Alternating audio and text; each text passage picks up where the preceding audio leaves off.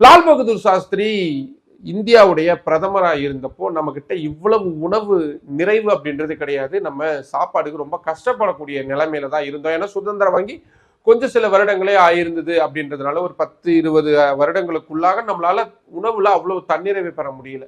America கிட்ட இருந்து public லா 480 அப்படின்ற திட்டத்தின் கீழே நம்ம கோதுமையை அங்கிருந்து இறக்குமதி பண்ணிக்கிட்டு இருந்தோம்.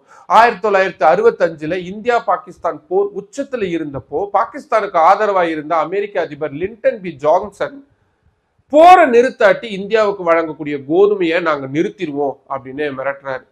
கோதுமை வேணும்னா போரை நிறுத்து அப்படின்னு அமெரிக்காவுடைய இந்த திமிர்த்தனத்தை பார்த்து ரொம்பவே கோபம் அடைஞ்சாரு லால் பகதூர் சாஸ்திரி. இந்த அவமானத்தை எப்படியாவது தொடச்செறிஞ்சிடணும் அப்படின்னு சாஸ்திரி முடிவு பண்ணாரு. அமெரிக்காவுடைய இந்த மிரட்டலுக்கு அடிபணியறதை விட பட்டினியா இருந்து செத்து போவையா அப்படின்ற ஒரு முடிவு எடுத்தார். ஆனா நாட்டு மக்களுக்கு இதை செய்ய சொல்றதுக்கு முன்னாடி தன்னுடைய குடும்பத்துல சோதிச்சு பார்க்கணும் அப்படின்னு அவர் நினைச்சார். அவருடைய மனைவி அழைச்சு, நாளையிலிருந்து நம்ம வீட்டுல ஒருவேளை சாப்பாடை நிறுத்திரு, நம்ம பிள்ளைங்க பசியை தாங்கிக்கிறாங்க அப்படின்னா நிச்சயமா அது இந்தியர்களாலையும் செய்ய முடியக்கூடிய விஷயமா இருக்கும், அதை நான் பரிசோதிக்க விரும்புறேன் அப்படின்னு சொல்றாங்க. ஒரு நாள் முழுக்க ஒருவேளை தான் சாஸ்திரி சொன்னாரு. ஆனா சாஸ்திரியுடைய ஒய்ஃப் இன்னும் எக்ஸ்ட்ரீமா போய் ஒரு நாள் ஃபுல்லா அவங்களுடைய குழந்தைகளுக்கு சாப்பாடு எதுவும் கொடுக்காம பட்னி போட்டாங்க.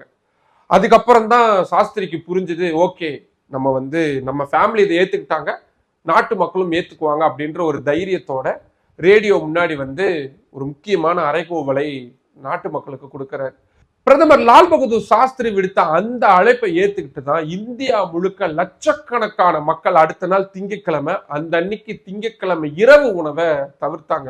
உணவகங்கள்ல திங்கட்கிழமை மாலைகள்லயே மூடப்பட்டுச்சு. இது ஒரு மிகப்பெரிய மக்கள் இயக்கமா மாறிச்சு.